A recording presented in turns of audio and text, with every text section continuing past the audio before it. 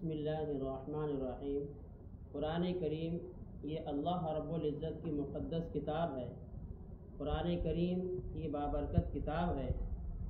دنیا میں سب میں زیادہ پڑھے جانے والی کتاب قرآن کریم ہے۔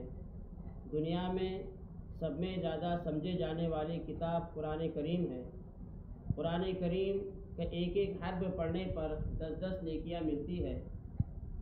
قرآن کریم میں سب میں پہلے جو حکم نازل ہوا، اقرأ بسم ربک الذی خلق، پڑھ اپنے رب کے نام سے جس نے تجھے پیدا کیا۔ تو اس امت کو بھی اور پورے جہاں کے لوگوں کو یہ حکم دیا گیا اللہ تعالیٰ نے کہ ایجوکیشن حاصل کرو، تعلیم حاصل کرو، علم حاصل کرو۔ علم روشنی ہے، علم زندگی ہے۔ علم والے کا نام دنیا میں روشن ہوتا ہے اور جہالت ایک اندھیری ہے۔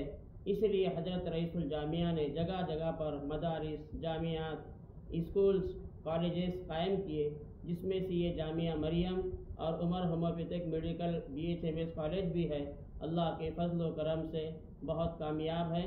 اللہ تعالیٰ سے دعا ہے کہ ہر طرف سے ان مدارس اسلامیہ کی حفاظت فرمائے۔